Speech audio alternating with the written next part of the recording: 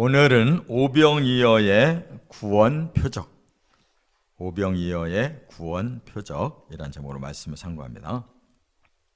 이 오병이어의 기적은 복음서 4곳에 다 나오는데 마태복음은 14장, 마가복음은 6장, 누가복음은 9장, 그리고 요한복음은 이제 6장에서 나오는데 6장이 60절이 넘는 매우 긴 절인데 바로 우리는 지금 1절부터 15절까지만 읽었지만 그 나머지가 전부 다 오병이어에 대한 말씀입니다.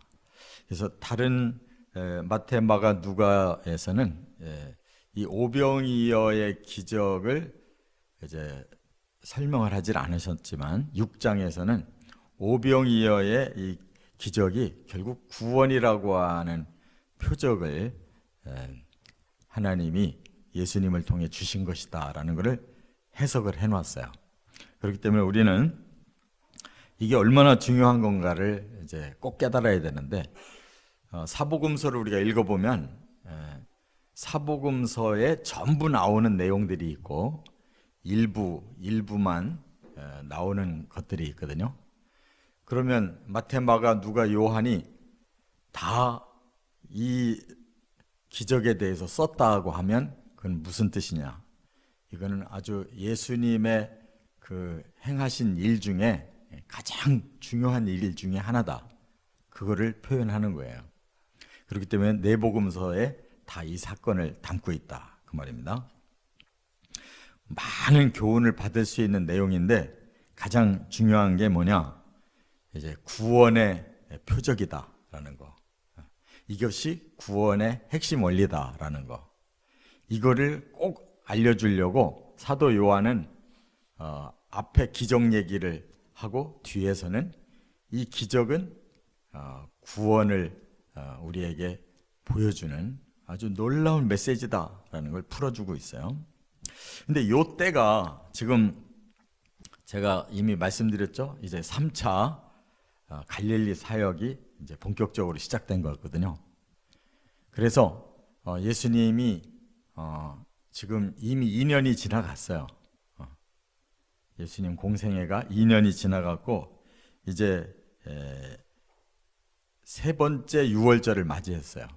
오늘 이제 본문에도 유대인의 명절이 이제 가까이 왔다라는 것을 소개했는데 이 명절이 뭐냐면 유월절이거든요. 그러면 이 요한복음에서는 이 예수님의 그 생애 3년 4개월 공생애 3년 4개월을 아주 그 순서적으로 잘 밝힌 그 힌트가 뭐냐? 바로 유월절을 얘기하고 있는 거예요. 그래서 요한복음에는 유월절 절기를 4번을 말씀하고 있어요. 그래서 이제 첫 번째 유월절 때 예수님이 오셔서 성전에 정화를 하시고 베데스다 연못에 가서 38년 된 병자를 고치고 이렇게 본인이 바로 성전 주인인 메시아라는 것을 밝히고 내가 이런 영적 병자를 구원하러 왔다라는 것을 선포한 거거든요. 그리고 이제 다시 두 번째 유월절이 또 오고 지금 이것이 세 번째 유월절인데 세 번째 유월절은 안 가셨어요.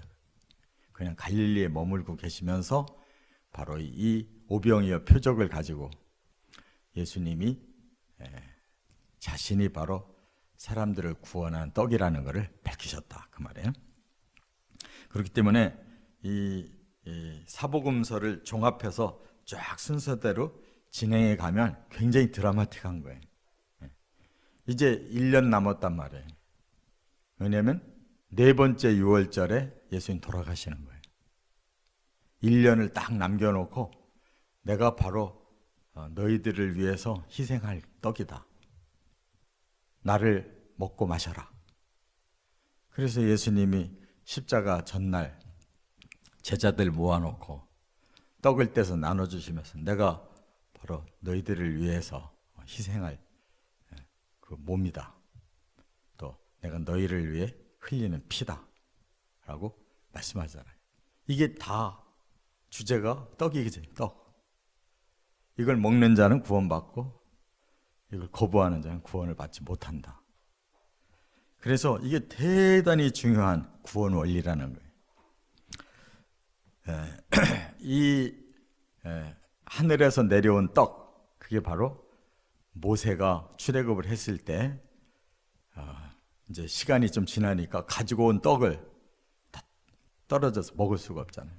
그때부터 이제 백성들이 원망하기 시작하고 모세가 기도했을 때 하나님께서 하늘에서 만나가 내려와서 40년 동안 먹었거든요. 바로 유대인들이 원하는 것은 그렇게 우리에게 양식을 해결해 줄 자가 누구냐. 메시아를 그렇게 육적인 그 해결자로 보는 거예요. 예수님은 바로 거기서 이제 영적으로 돌리시는 거예요. 너희들이 진정 먹어야 될 떡은 영적인 떡이다. 육적인 그 기갈이 문제가 아니다. 영적인 기갈을 해결해야 된다. 하여튼 이렇게 여러 가지를 계속 이 하나의 사건 속에서 메시지를 다 풀어주고 계시는 거예요. 이 오병이어의 표적을 모르면 구원이 불가능한 거예요. 꼭 깨달으시 바랍니다. 첫째, 이제 6장 22절부터 29절까지는 뭘 말씀하고 있느냐? 하나님의 계획을 알으라는 거예요. 이 오병이어의 기적을 통해서 하나님의 계획을 발표하는 거란 말이에요. 자, 그러면서 예수님이 22절부터 뭐라고 그래요? 너희는 썩을 양식을 위해 일하면 안 된다. 그 말은 뭐예요? 지금까지 사람들이 계속 관심을 갖고 있는 거는 내 육신을 위해서 먹고 사는 이 문제에 관심을 갖고 있어요. 지금 예수님도 왜 오병이어를 일으키게 됐냐면 사람들이 계속 예수를 따라다니면서 말씀에 취해 있는데 역시 인간인지라 배가 고파서 견딜 수가 없는 거예요. 그래서 제자들이 예수님, 우리가 이들을 다 먹이려면 200데나리온 이상 돈이 들어가는데 자기들 돈 없잖아요. 한 데나리온이 하루 일당이에요. 그러면 200일치를 모은 돈을 한꺼번에 써야 되는데 예수님의 그 일행이 무슨 돈이 있어요? 그럼 너희들과 더 어떻게 하면 좋겠냐? 대책이 없는 거예요. 그래서 사람들에게서 이제 먹을 것을 조사해 보니까 어린 아이가 가진 오병이어 5개의 보리떡 2마리의 물고기. 애기의 그 음식이라면 뭐 물고기가 뭐 크지도 않을 거 아니에요. 그것을 이제 보고할 때 예수님이 그걸 기적을 일으켜서 거기에 남자들 장정들이 5,000명이 모였는데 그들이 먹고 아이들 부녀들까지 다 먹고도 12광줄이 남았다. 일단 그들의 기갈을 예수님은 불쌍히 여겨서 기적을 베풀어서 떡을 먹였단 말이에요. 그러고 나서는 이제 메시지를 주시는데 너희들은 하나님의 계획을 알아야 되는데 너희들은 그거 계획을 모르고 내 육신의 양식만 충분하면 난 행복하고 난 축복된 삶이다 라고 거기서 끝나버린다는 거예요. 그렇기 때문에 이제는 썩을 양식을 위해 일하지 말라. 썩지 않을 양식을 향해서 너희들에게 새로운 삶을 시작해야 된다. 이게 바로 복음이에요. 사람은 뭐 먹고 살 것만 충분하면 다 되는 줄 아는데 결코 그거 가지고 해결 안 된다는 거예요. 배가 부르고 등 따스우면 그 다음에 다른 욕구가 생기거든요. 나라고 하는 자아가 이제 살아나서 내가 뭐도 하고 자기의 명예를 막 살리고 또 자기의 능력을 과시해서 다른 사람들을 지배해보고 싶고 그런데 그것이 또 해결돼서 뭐 세상에서 출세도 하고 세상에서 뭔가 큰 일도 한다고 했는데 그걸로 사람의 욕망이 끝나냐? 아니에요. 사람은 역시 영적으로 지음받았기 때문에 그 영의 그 충만함이 있지 않고는 사람은 행복을 못 느낀다. 세상에 아무리 많은 명예를 얻어도 권세를 얻어도 뭐 배부르게 먹고 살아도 그걸 해결되지 않는 것이 있다. 그래서 예수님께서 바로 영생할 양식을 위해서 살아야 된다라고 말씀하는 거예요. 일단 먹을 거를 주고 배고픔을 극복한 후에 너희들이 앞으로 추구할 삶은 이런 썩을 양식을 위한 추구할 삶이 아니다. 내가 주는 영생할 양식을 이제는 먹기 위해서 너희들의 삶의 방향을 잡아야 된다라고 말씀하고 있다, 그 말이에요. 그래서 우리가 정말 영안이 열려가지고 그러면 내가 내 영이 영원히 살 수 있는 양식은 과연 뭘까? 그걸 찾아야 되는 거예요. 그게 바로 복음이라는 것이고, 하나님께서 그것을 주기 위해서 바로 예수님 보내셨고, 그 예수님이 영생할 떡이라는 사실을 지금 예수님이 사람들에게 가르치시는 게 복음이라, 그 말이에요. 그렇기 때문에 우리는 바로 이 복음에 초점을 맞출 때 우리의 육만이 아니라, 우리의 자아만이 아니라 우리의 영이 진정한 생명을 누리고 영원한 나라를 소망하고, 그리고 그 방향으로 가야 이게 영생을 위한 양식을 쌓는 삶이라는 거 깨달으시기 바랍니다. 두 번째, 30절부터 40절까지는 하늘로부터 주신 참떡을 깨달으라, 이렇게 말씀했어요. 자, 그러면 그 영생할 양식이 어디에서 찾을 수 있냐? 바로 예수님은 하늘에서 하나님이 보내신 참떡이라는 거예요. 그렇기 때문에 유대인들은 어떤 떡을 원하느냐면, 모세가 기도했을 때 하나님이 만나를 보내줬잖아요. 그것이 그들에게는 이제 앞으로 잠깐 모세를 통해서 40년만 주신 그런 떡이 아니라 영원히 유대인들에게 그 메시아를 보내서 유대인들을 이 세상에서 가장 존귀한 자로 세우고 하나님의 축복을 받을 메시아를 보낸다라고 믿고 있어요. 그래서 지금도 유대인들은 예수님을 안 믿고 자기들을 위한 메시아가 올 거라고 생각하거든요. 다분히 육적이에요. 그래서 이 지상에 낙원을 세우면 유대인들을 가장 높여줄 거라는 거예요. 그런데 예수님께서 바로 하나님이 사람을 위해 영생할 떡으로 보내신 분은 바로 예수님이신데, 예수님은 육적인 생명이 아니라 영적인 생명을 주러 오셨다는 거예요. 그렇기 때문에 진짜 떡은 육의 떡이 아니다. 육의 문제를 해결해 주러 오는 게 아니다는 거예요. 진정한 떡은 바로 영생을 위해서 오는 떡이다. 그렇기 때문에 예수님은 하나님께서 이 모세 시대처럼 40년만 먹이려고 온 떡이 아니고 바로 영원히 사람들에게 영생을 주려고 오신 떡이라는 거예요. 그것을 우리가 깨달을 때 이제 복음이 열리는 것입니다. 그리고 이제 이것은 하나님의 계획이에요. 그리고 왜 사람에게 영생의 떡이 필요하냐? 처음 인류가 바로 하나님의 법을 거역하고 사탄의 꾀임에 녹아서 바로 하지 말아야 될 일을 범했잖아요. 그게 바로 죄고, 그로 인해서 저주가 임하고 그로 인해서 멸망을 당하게 됐어요. 그렇다면 사람에게 가장 필요한 게 뭐냐? 죄를 씻어야 되고 저주를 풀어야 되고 멸망에서 벗어나야 되는 게 제일 필요한 거예요. 그것이 해결될 수 있는 떡이 뭐냐? 바로 하나님께서 계획하신 참떡을 받아 먹는 것이다. 그게 바로 예수님이고 예수님의 복음이다, 그 말이에요. 그것은 반드시 사람의 죄를 해결해야 되고 저주를 풀어야 되고 영원한 멸망에서 영원한 생명으로 변화가 돼야 된다, 그 말이에요.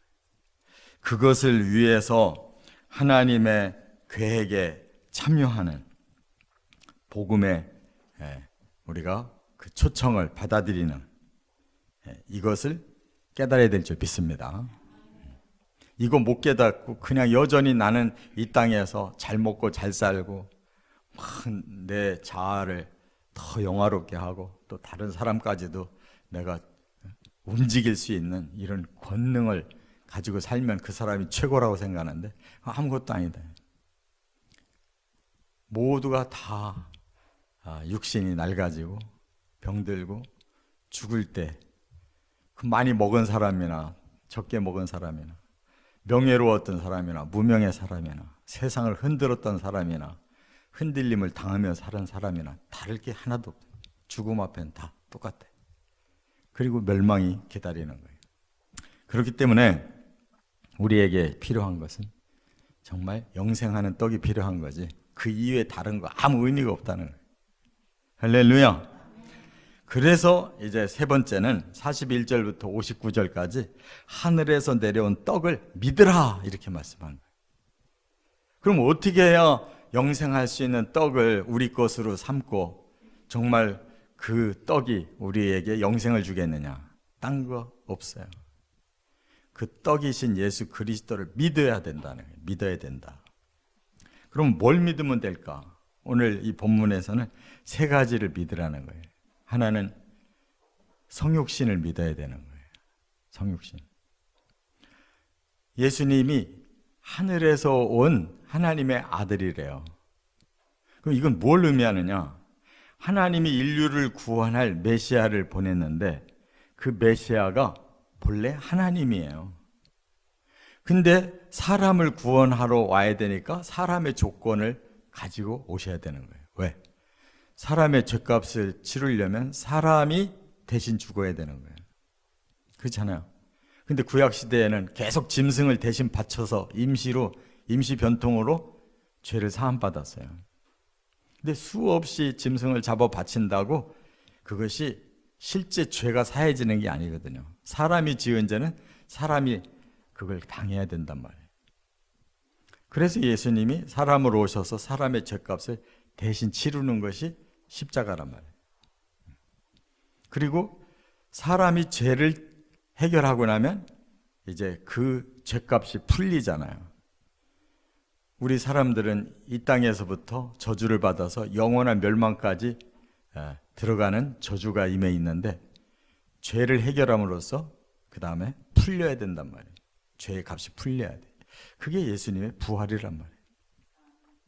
그래서 예수님이 부활하신 것처럼 우리도 바로 죄의 값이 풀려야 저주가 없어져야 다시 죽은 몸이 다시 살아나고 지옥 갈 몸이 다시 영원한 생명을 누릴 수 있는 곳으로 옮겨지는 것이란 말이에요. 그러기 위해 성육신 하셨다는 거. 이걸 반드시 믿어야만 구원받을 줄 믿습니다. 유대인이 이걸 못 믿는 거예요. 그 사람이 사람이지 어떻게 하나님이냐 이거예요. 예수가 사람인데 하나님이래. 그래서 하나님과 나는 같다 이렇게 얘기하니까 신성모독자로 가장 큰 이단으로 지금도 유대인들은 예수를 거부하는 거예요. 그런데 유대인들의 구원이라는 것은 이미 하나님이 자기들만 구원을 시켰다는 거예요. 그래서 구원받은 백성으로 지금까지 자기들은 훈련받고 있기 때문에 이제 메시아만 오면 자기들에게는 영화로운 세계가 주어진다 이렇게 믿고 있어요. 그래서 진짜 죄를 어떻게 해결해야 되는지를 아직도 몰라요. 그 사람들은 지금 제3성전을 다시 져가지고 다시 제사가 회복돼야 된다고 믿고 있어요. 그래서 성전 지려고 하는 거예요. 여전히 하나님 앞에 제사를 통해서 자기들은 죄를 해결하고 영원한 구원이 이 땅에서 펼쳐진다고 생각하고 있다. 그러니까 성경을 제대로 지금 꿰뚫고 깨닫질 못하는 거예요. 예수님이 바로 그 산떡, 모세가 준 그런 떡이 아니라 하나님이 직접 영원히 살 수 있는 떡으로 이 땅에 새로운 만나로 오셨다 그 말이에요. 그렇다면 그 떡은 반드시 십자가라고 하는 그 죄값을 치러야 되는 거예요. 그래서 47절에 이제 예수님이 내가 너희를 위해서 그 찔리는 떡이고 또 흘리는 피다라고 오늘 본문에 말씀하는 거예요. 내가 그 희생 제물이다. 성육신한 그 예수님이 죽으시는 것이 바로 희생 제물이 됐기 때문에 하나님이 그 희생 제물을 받아들이고 사람들을 용서하는 것이다. 이게 구원이란 말이에요. 그래서 십자가의 떡이라고 말씀했고 또 하나 54절부터는 부활하신 떡이다. 내가 마지막에 너희를 다 살리리라 하는 말을 이루시기 위해서 3일 만에 먼저 살아나시잖아요. 그래서 천국을 다 준비하고 오겠다는 거예요. 그래서 우리가 그 예수님을 만나는 날 우리가 부활하는 날이라고요. 마지막 날에 내가 너희를 살리리라. 십자가도 부활도 아주 구체적으로 이렇게 약속을 주셨잖아요. 예수님처럼 우리가 신령한 몸을 입고 이제 예수님이 준비해 놓으신 천국으로 우리가 갈 날만 기다리고 있단 말이에요. 할렐루야. 이거밖에는 구원의 방법이 없어요. 그래서 너희가 다시 살아날 것이다. 부활할 것이다. 이것을 지금 계속 57절에도 58절에도 너희가 살리라, 살아나리라. 이것을 계속 언약하고 계신 거예요.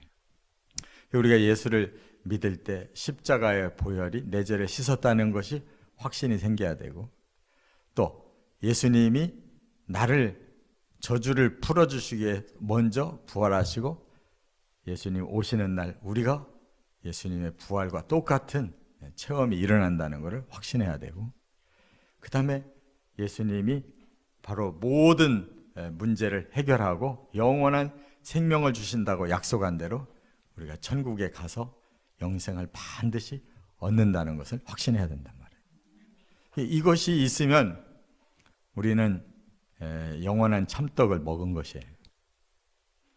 이렇게 예수님이 이 오병이어 기적 가지고 모세의 만나로부터 바로 영원한 천국까지를 다 이렇게 한 사건으로 딱 꿰어서 복음을 설명하고 있단 말이에요. 이걸 믿어야 우리가 온전한 구원에 이른다는 거 확신하고 살아가시기를 주의 이름으로 축원합니다.